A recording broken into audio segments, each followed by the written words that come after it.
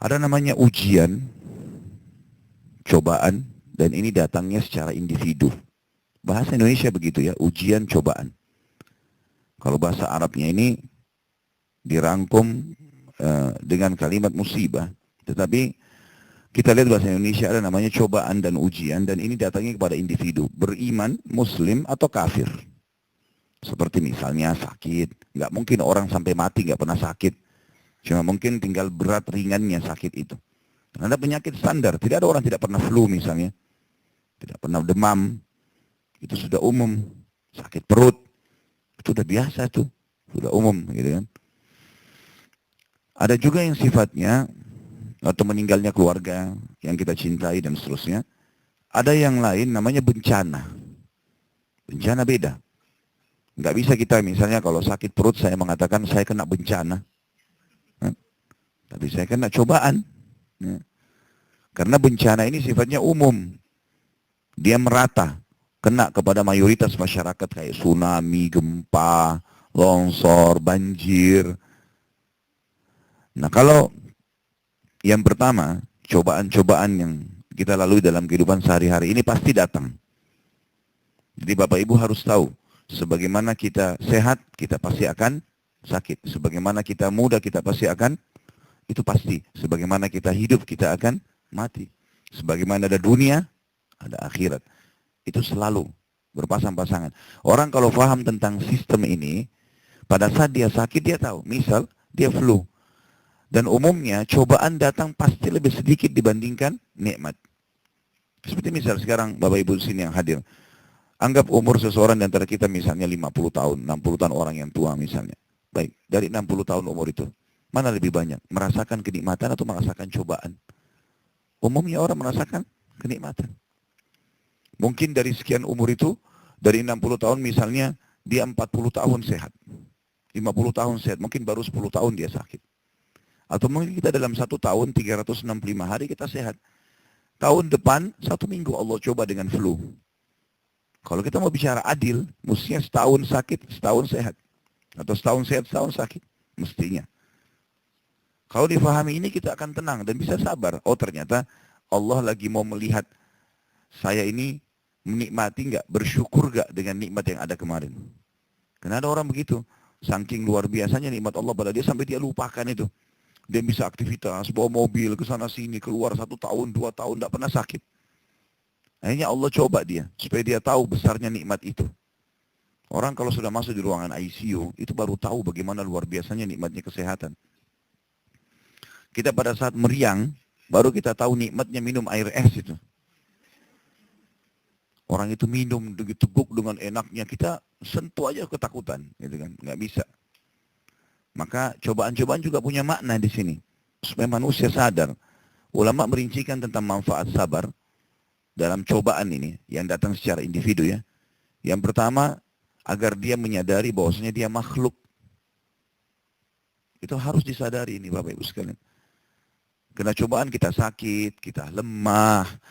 Kemudian ada target kita yang tidak bisa terpenuhi. Ya.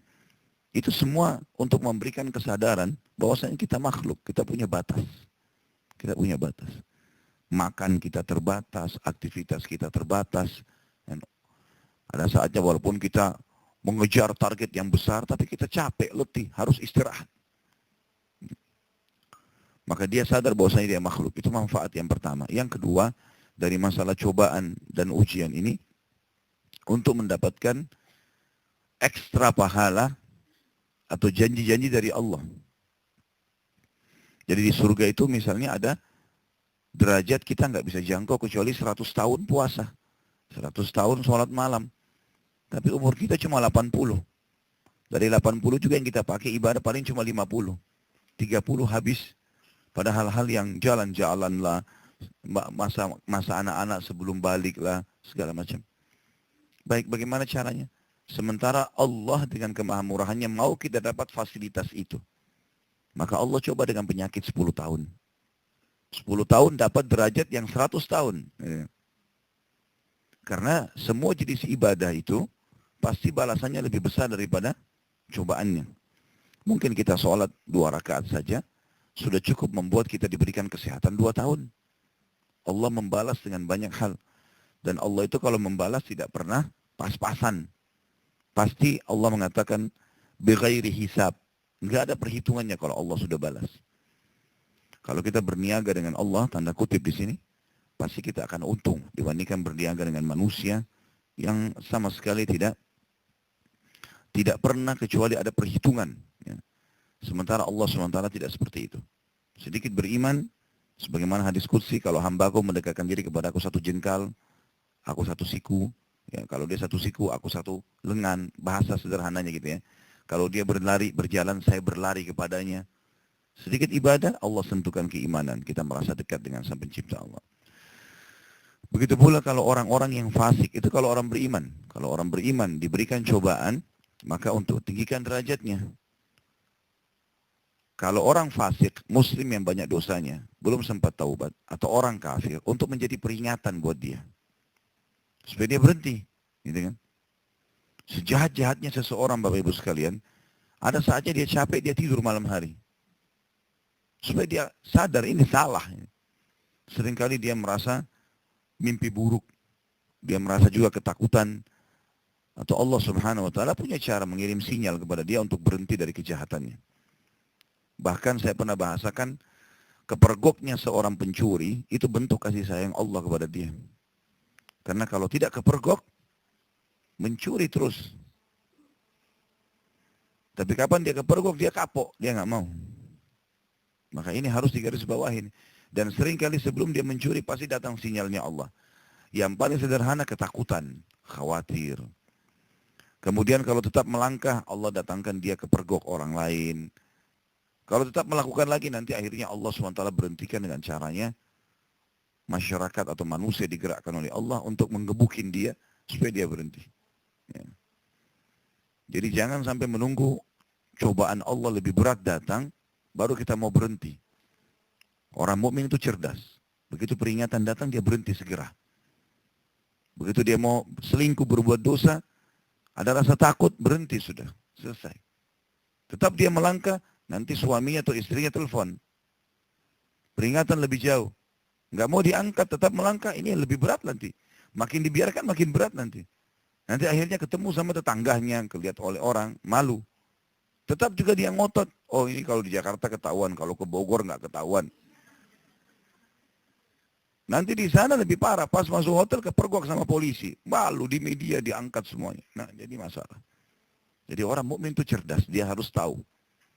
Dan sudah saya bilang, setiap ada waswas syaitan membuka pintu untuk kita buat dosa, sadarlah Bapak Ibu sekalian, dosa itu adalah bagian kecil dari kehidupan manusia. Artinya sedikit sekali itemnya.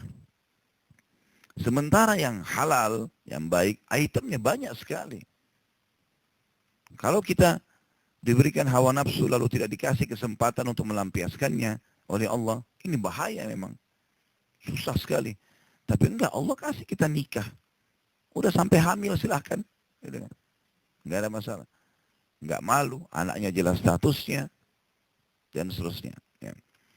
Jadi poin yang kedua tadi, manfaat daripada sabar adalah Allah meninggikan derajat bagi orang-orang beriman, dan Allah memberikan peringatan bagi orang-orang fasik untuk berhenti, dan juga orang-orang kafir.